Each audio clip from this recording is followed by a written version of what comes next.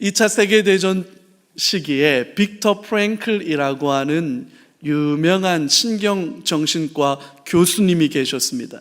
젊은 나이에 오스트리아 빈 의과대학의 교수로 임용될 만큼 그는 학문적으로 실력을 인정받는 전도 유망한 젊은 의사이자 교수였어요.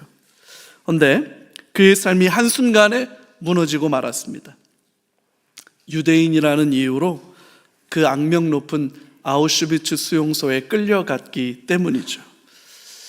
유대인이라는 이유만으로 수용소에 끌려가서 말도 안 되는 그 처우와 대우를 받고 사람들이 죽어갈 때 빅터 프랭클, 그가 유대인이었으니까 그의 부모도 유대인이었겠죠.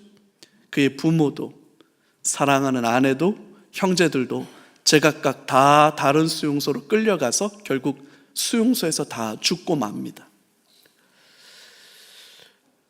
수용소에 끌려간 빅터 프랭클은 굶어 죽지 않을 만큼 그 작은 양의 배급되는 음식으로 견뎌야 했고 매일매일 상상할 수 없는 폭력과 고된 노역에 시달릴 수밖에 없었습니다. 그러다가 병들고 약해지면 결국 가스실로 끌려가서 죽는 거죠. 경험해보지 않은 사람들은 도무지 가늠할 수 없는 이 극한의 두려움과 절망 때문에 수용소에 갇혔던 사람들은 사실은 가스실에 끌려가서 죽는 사람들도 많았지만 스스로 자기 목숨을 포기하는 사람들 적지 않았다고 그래요.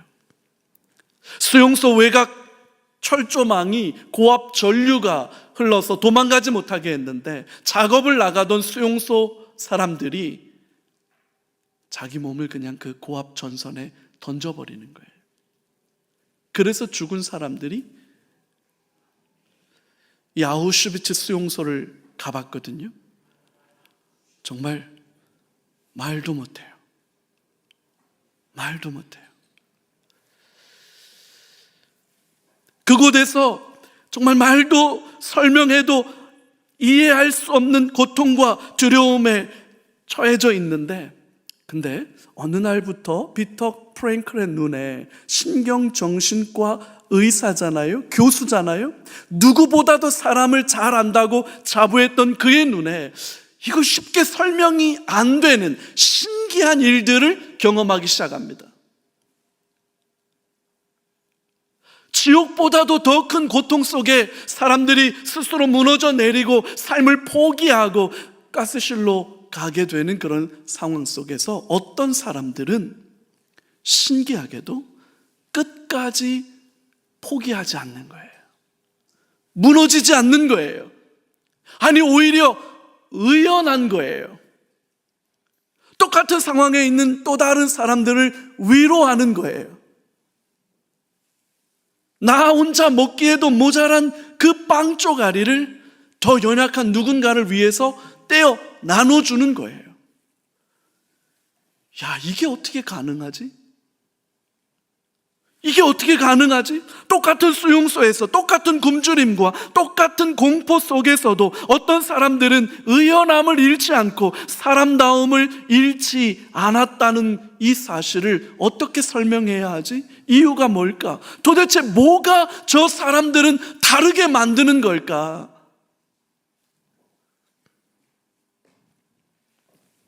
살아야 할 이유, 살아서 이 수용소를 나가야 할 이유, 그 이유를 가진 사람들은 지옥보다도 못한 상황에서도 무너지지 않고 버텨냈던 거예요.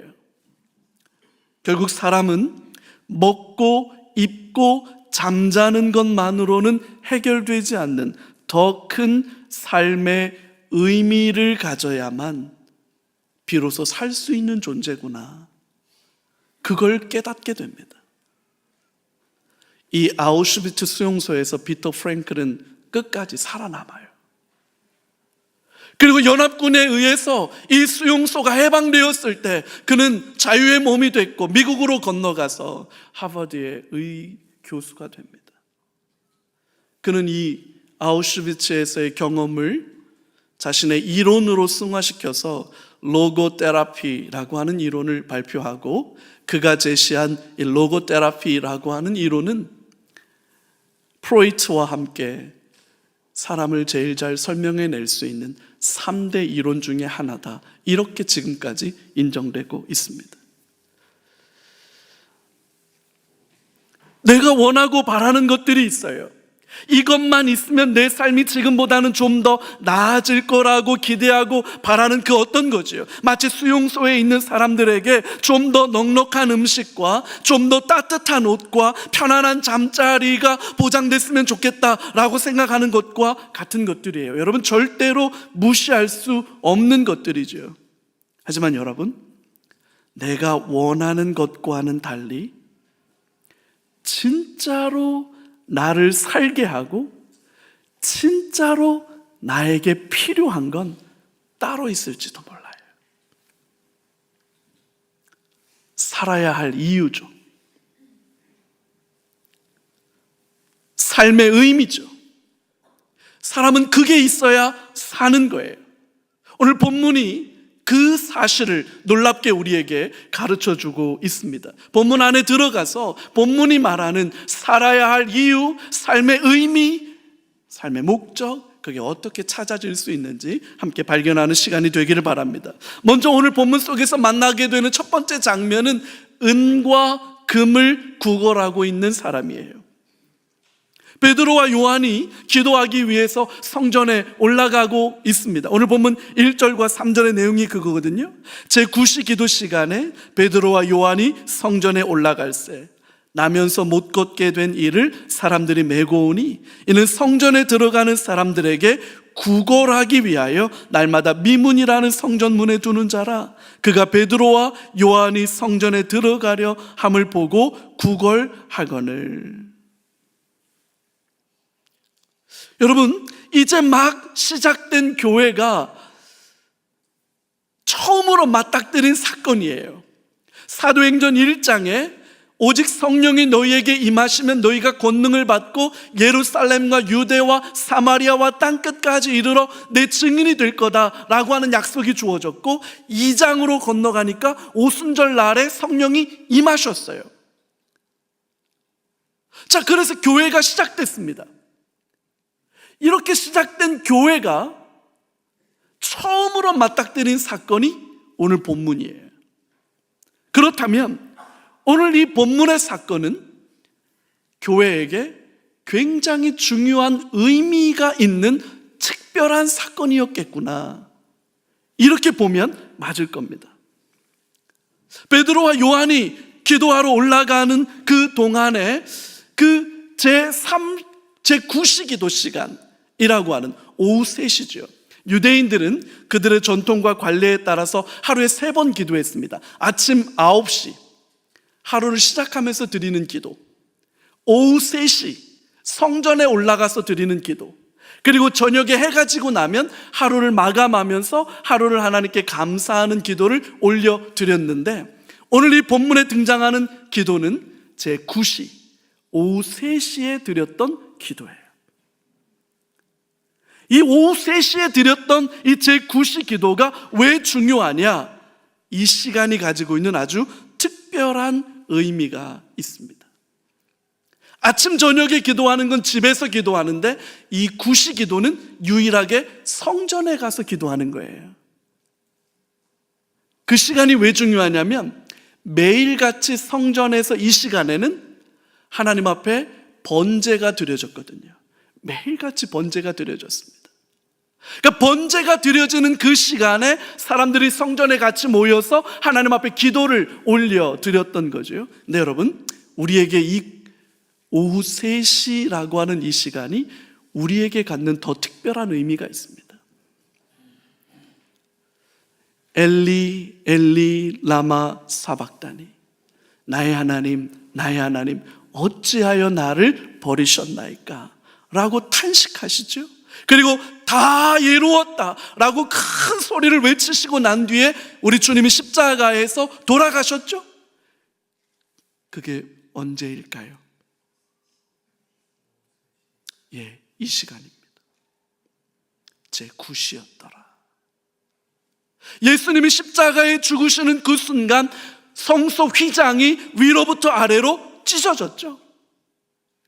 그게 바로 이 시간이었던 거예요.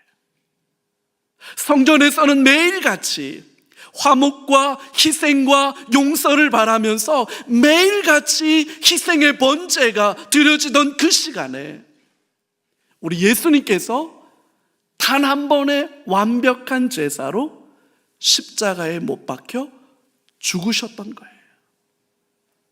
그 주님이 다 이루었다라고 하는 선포와 함께 성소의 휘장이 찢어졌던 거예요. 그리고 그 시간에 베드로와 요한은 성전으로 올라가서 건물로서의 성전이 아니라 정말로 성전이 되신 예수 그리스도의 이름으로 기도하기 시작했던 거죠. 이 제9시 기도는 그런 의미가 있습니다. 그 성전으로 올라가는 동안 성전 미문 앞에서 금과 은을 구걸하던 사람을 만납니다. 그는 태어나면서부터 걸을 수 없었던, 그래서 걸을 수 없어서 선천적인 어려움을 가지고 있었기 때문에 전적으로 무기력하고 무능력할 수밖에 없었던 사람이지요. 누군가의 도움이 없으면 살아갈 수 없던 사람입니다. 성전 미문이라고 하는 것이 어떤 문이냐면, 헤롯이라고 하는 왕이 약 40년에 걸쳐서 자신의 왕권의 정당성을 드러내려고 예루살렘 성전을 새롭게 중건했거든요. 그러면서 동쪽으로 난 문, 이 성전의 제일 메인 출입구예요. 이 동쪽으로 난 문을 아주 특별하게 장식했다고 그래요. 구리로 만들었는데 동쪽으로 난 문이 구리로 만들어지니까 해가 이렇게 떠오르면 햇빛에 반사된 이 구리문이 너무나도 아름답게 은과 금처럼 찬란하게 빛났던 거예요. 그래서 말 그대로 이 문을 너무너무 아름답고 장엄하게 빛나는 문이다, 그래서 미문이라고 불렀던 거예요. 이 화려한 문은 성전 안과 밖을 나누는 경계선이기도 합니다. 문이니까 그 밖은 세상이고 그 안쪽은 성전인 거예요. 레위기 정결 예법에 따라서 장애를 가진 사람은 성전 안으로 들어갈 수 없었기 때문에 그는 이 미문 바로 앞까지 와서 거기서 구걸할 수밖에 없었던 거죠. 여러분, 이 영화하는 사람들에게는 이걸 미장센이라고 하는데, 이걸 좀 잘 생각해 봐요. 가장 화려하고 아름다운 성전의 문, 그 화려하고 아름다운 문 앞에 앉아서 구걸하고 있는 너무나도 초라하고 무기력한 거지. 그 화려한 문에서 은과 금을 구걸하고 있는 사람. 여러분, 뭔가 부자연스럽지 않습니까? 쌀독에서 굶어 죽어가는 생쥐꼴이라고 말할 수 있겠죠. 가장 아름답고 성스러운 성전 문 바로 앞에서 은과 금을 구걸하며 소망 없이 의미 없이 살아가는 인생. 은과 금이 필요 없다고 말할 수 있는 사람은 아무도 없습니다. 하지만 여러분, 우리 인생이 은과 금에 함몰되어서는 안 되는 거죠. 성전 안에는 매일같이 번제가 드려지고 있습니다, 이 시간에. 그래서 수많은 사람들이 그 시간에 맞추어서 성전에 모여서 하나님 앞에 기도합니다. 그 기도하는 동안 다음 없는 하나님의 은혜로 삶의 의미와 목적을 발견하고 기쁨과 감사로 돌아가는 거죠. 그러나 이 사람은 성전 문 앞까지는 올 수 있었지만 그 안으로 들어가지는 못하는 거예요.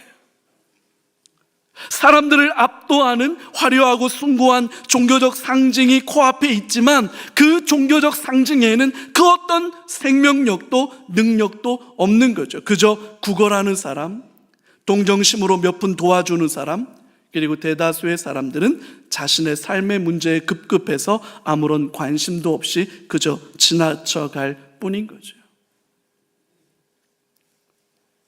사람은 무엇으로 사나?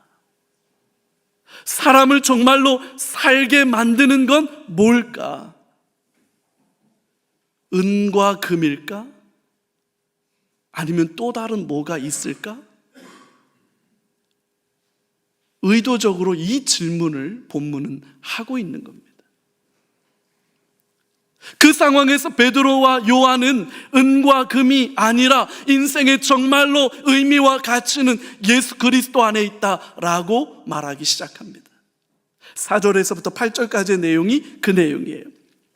베드로가 요한과 더불어 주목하여 이르되 우리를 보라 하니 그가 그들에게서 무엇을 얻을까 하여 바라보거늘 베드로가 이르되 은과 금은 내게 없거니와 내게 있는 이것을 너에게 주노니 나사렛 예수 그리스도의 이름으로 일어나 걸으라 하고 오른손을 잡아 일으키니 발과 발목이 곧 힘을 얻고 뛰어서서 걸으며 그들과 함께 성전으로 들어가면서 걷기도 하고 뛰기도 하며 하나님을 찬송하니.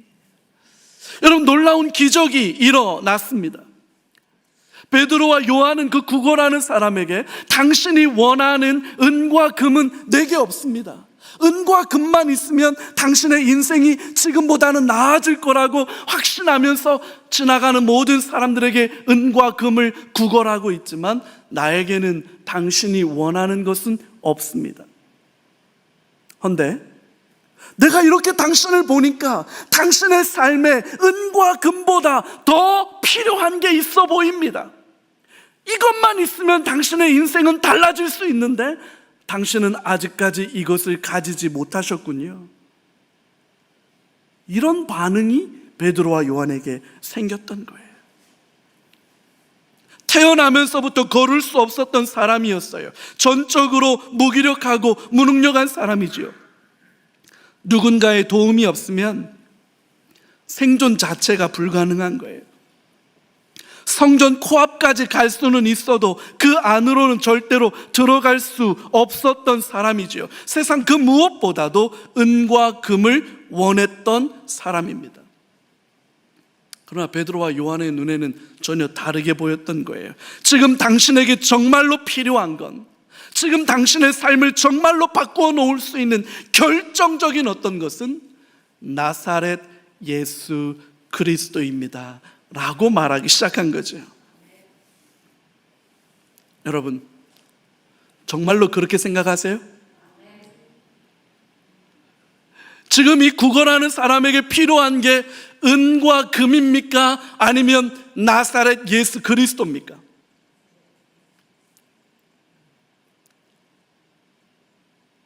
여러분, 정말로 이 사람에게 필요한 게 예수예요? 우리 권사님 고맙습니다. 베드로는 그 사람의 오른손을 잡고 나사렛 예수 그리스도의 이름으로 일어나 걸으라고 말하며 잡아 일으킵니다. 그 순간 이 사람의 발목에 힘이 생겨서 일어나요. 한 번도 일어나 본 적이 없는 사람이에요. 태어나면서부터 못 걸었으니까요. 처음 일어나 걷습니다. 그리고 심지어 뛰기 시작합니다. 펄쩍펄쩍 뛰는 거예요. 기적이죠. 근데 더 놀라운 건 뭔지 아세요? 이 사람이 드디어 성전 안으로 들어가기 시작했다는 거예요. 은과 금을 구하던 사람의 입술이 열려 하나님을 찬송하기 시작했다는 거예요. 무기력하고 무능력하던 사람이에요. 누군가의 도움이 없이는 생존 자체가 불가능했던 사람이고 성전 안으로 들어갈 수 없었던 사람이에요. 삶의 의미도 없고 소망도 없었던 사람이죠. 왜 살아야 하는지 도무지 알 수 없었던 사람이에요. 여러분, 이 사람에게 삶의 의미가 있었을까요? 살고 싶은 열정이 있었을까요? 태어나면서부터 이렇게 태어났어요. 한 번도 내 마음대로 해볼 수 있는 것들이 없었어요. 남들을 의지해야만 겨우 생존할 수 있는 거예요.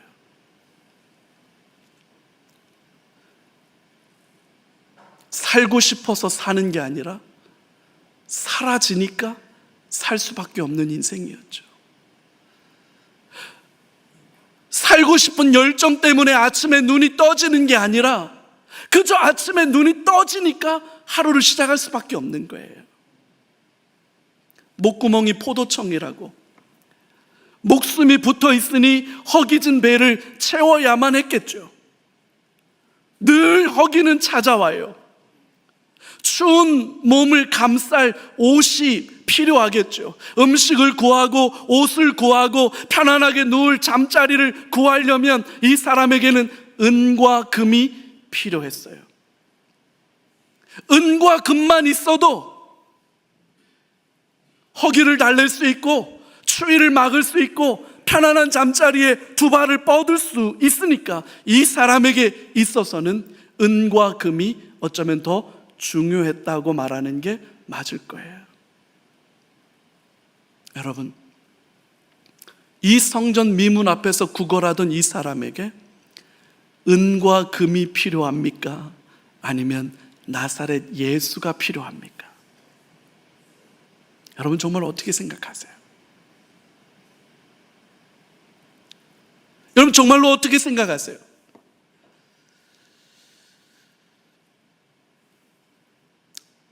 이 질문을 오늘 저와 여러분들에게로 한번 가지고 와 볼까요? 지금 여러분들께서 간절히 원하고 바라는 것들은 뭡니까? 내가 이 시간 5월 3일 이 비 오는 봄비 내리는 이 주일에 예배의 자리에 나와서 이렇게 예배하고 하나님 앞에 엎드리는 저와 여러분들의 심령 안에서 나에게 이것이 필요해, 이것만 있으면 내 인생은 지금보다 더 달라질 수 있어, 좀 더 나아질 수 있어 라고 기대하고 바라는 여러분들의 소망은 뭐예요? 뭘 원하고 뭘 기대하십니까? 여러분, 우리는 먹어야 삽니다.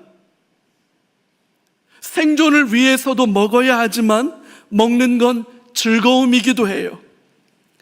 맛있는 거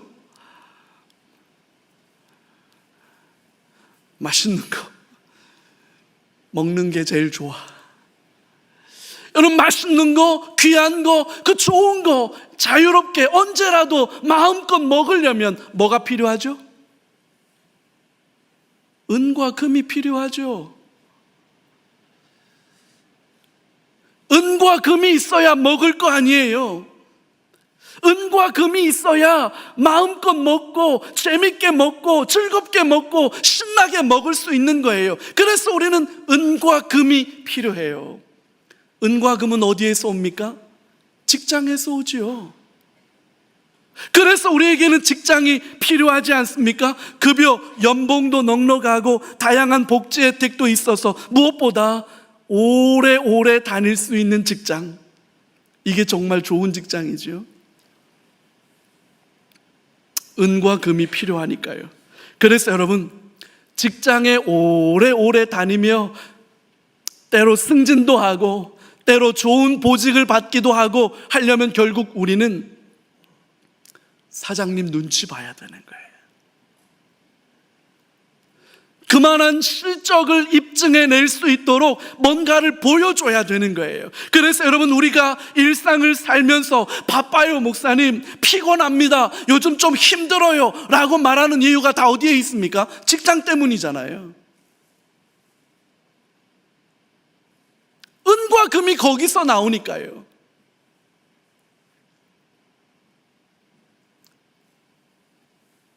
좋은 직장 가야 은과 금을 넉넉하게 얻을 수 있어요. 그래야 원하는 대로 살 수 있고 원하는 대로 즐겁고 행복하게 살 수 있다고 말해요. 근데 여러분, 그 좋은 직장은 사실은 좋은 대학과 연결되어 있다고 말하잖아요. 학벌과 연결되어 있다고 말하잖아요. 그래서 여러분, 우리는 그 좋은 직장에 들어가려면 좋은 학벌이 필요하다고 말하니까 우리의 자녀들은 4세 고시반, 7세 고시반 하며 조기교육, 쪽집게 교육, 일타 강사, 학군지라는 신화를 따라 맴돌 수밖에 없는 것 아닙니까? 은과 금이죠. 여러분, 우리는 이 은과 금의 문제로부터 결코 자유롭지 못합니다. 성전 미문 앞에서 지나가는 사람들에게 은과 금을 구걸할 수밖에 없었던 이 사람과 오늘 저와 여러분들의 처지가 다르다고 생각하십니까? 아니요. 이건 저와 여러분의 이야기예요.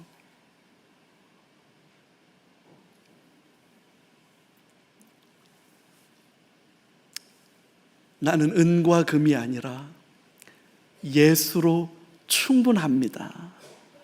여러분, 예수로 충분하다는 사실을 여러분 정말로 믿으십니까?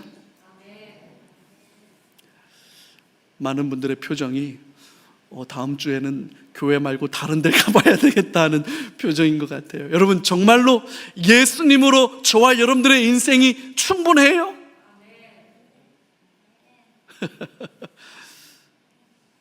아멘이라고 좀 말해주세요. 여러분, 예수로 정말로 충분해요? 예수면 됩니까? 예수가 답이에요?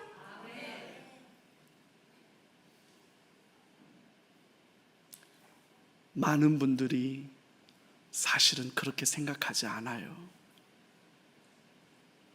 많은 분들이 사실은 그렇게 생각하지 않아요.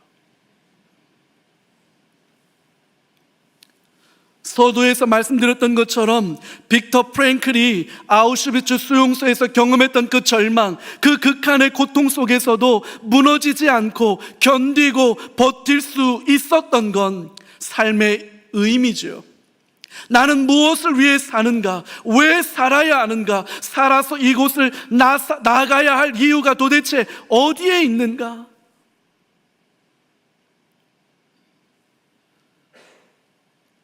의미가 있어야 살 수 있는 겁니다.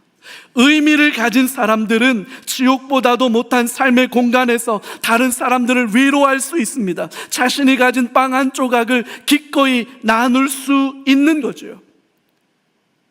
배불러서 등 따스운 우리는 도무지 할 수 없는 아우슈비츠 수용소에서 신경정신과 교수로 누구보다도 사람의 심리와 사람의 정서를 가장 잘 안다고 말할 수 있었던 그 젊은 과학자가, 그 젊은 의사가 비로소 관찰을 통해서 발견했던 건, 이 아우슈비츠 수용소에서 사람들을 견디고 버티게 만드는 것은 좀 더 많은 빵이 아니었다. 좀 더 따뜻한 옷이 아니었다. 좀 더 편안한 잠자리가 아니었다. 살아야 할 이유, 살아서 이곳을 나가야 할 이유, 그냥 아침에 눈이 떠지니까 사라지는 인생이 아니라 하나님 앞에 소망과 두근두근 설레는 마음으로 아침에 잠이 깨어나 하나님을 향하여 나에게 새로운 한날을 허락하신 하나님 감사합니다. 하루를 마치면서 하나님 오늘도 나에게 복되고 감사한 날을 주셔서 감사합니다. 삶의 의미를 가진 사람들, 여러분, 그 사람들이 지옥에서 살아남을 수 있는 거예요. 그럼에도 불구하고 우리는 끊임없이 은과 금의 문제에 천착하죠. 은과 금이 우리의 삶에서 얼마나 중요한지 몰라서 드리는 말씀이 아닙니다. 설교를 하고 있는 목사인 저조차도 은과 금에서 자유롭지 않습니다. 여러분, 우리 중에 누가 은과 금의 문제로부터 초연할 수가 있겠습니까? 하지만 여러분, 우리의 삶에 진짜로 필요한 것, 정말로 저와 여러분들의 인생을 뒤집어 놓을 수 있고 바꾸어 놓을 수 있고 새로워지게 할 수 있는 것은 은과 금이 아니라 나사렛 예수 그리스도인 줄로 믿습니다. 십자가에 달려 죽으시고 부활하심으로 죄와 사망의 권세를 깨뜨리신 그 예수님을 알고 그 예수님을 사랑하고 그 예수님을 믿을 수 있도록 각 사람 안에서 역사하시는 그 성령 하나님, 그 성령 하나님의 역사로 우리는 진정한 삶의 의미를 발견하게 되는 거죠.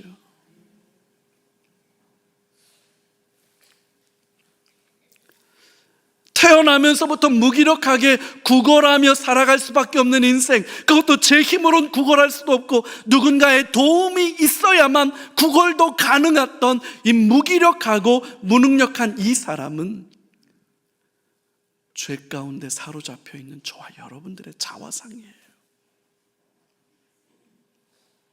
너무나 화려하고 아름답고 영광스럽게, 그래서 여러분 이탈리아 피렌체에 가면 천국의 문이라고 하는 정말 아름다운 문이 있습니다.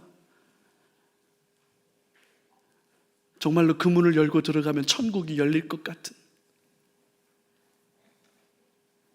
천만에요.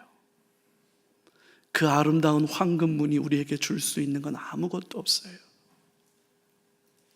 예수를 통과하지 않고, 예수를 고백하지 않고, 예수를 인정하지 않고 여러분 우리에게 열리는 하늘나라는 없어요.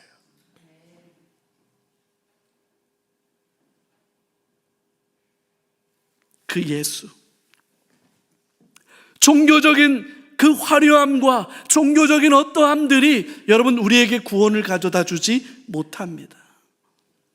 더 놀라운 건 나사렛 예수 그리스도의 이름으로 일어난 것도 놀랍고 펄쩍펄쩍 뛰는 건 더 놀랍지만 비로소 이 사람이 성전 안으로 들어갔다는 거예요. 하나님을 찬송했다는 거예요. 진짜 기적은 여기에 있는 거죠. 사랑하는 성도 여러분, 예수로 충분한 줄로 믿습니다. 이 예수님을 알고 이 예수님을 사랑하고 누리는 저와 여러분들이 되시기를 바라요. 여러분, 우리가 5월 달만 되면 우리 교회는 새생명 전도 집회를 합니다. 예수를 만나봄, 봄이라서도 이렇게 말하지만 예수를 만나보았으면 좋겠다라는 우리의 바람과 소원을 담은 말이기도 해요. 근데 여러분, 예수로 충분한 사람만이 예수를 나누는 거예요. 예수면 돼. 예수면 내 인생 달라질 수 있어. 예수 안에 살아야 할 이유가 있고, 살고 싶은 열정이 있고, 살고자 하는 의욕이 날마다 솟아나 예수가 나를 꿈꾸게 해. 이런 고백이 있는 사람이 예수를 나누는 거예요.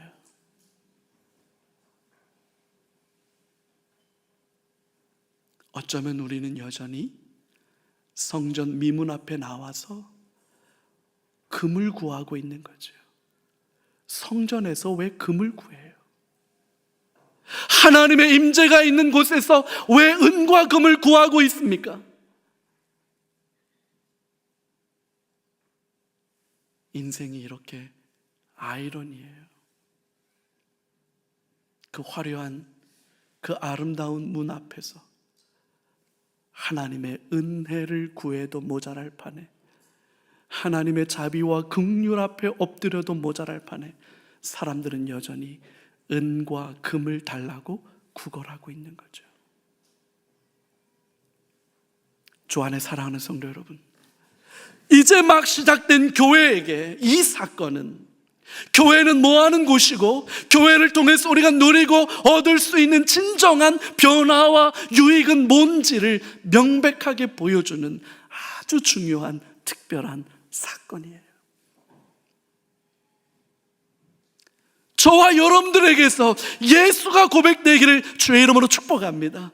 저와 여러분들을 통해서 또 다른 저와 여러분이 품은 전도 대상자들, 그 영혼을 품고 우리가 기도하기 시작할 때 예수가 그들에게 흘러가는 역사가 일어나기를 간절히 바랍니다. 그래서 우리 안에 예수면 됩니다. 예수로 충분합니다. 예수면 새로워질 수 있습니다 라고 말하고 고백하고 선포하는 이 고백이 저와 여러분들을 사로잡기를 주의 이름으로 축복해요.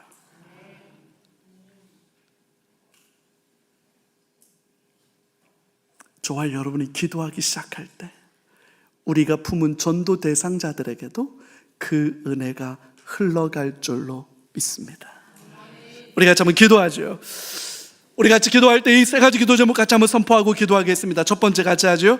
은과 금이 아니라 예수님을 붙잡는 인생이 되게 해 주옵소서. 아멘.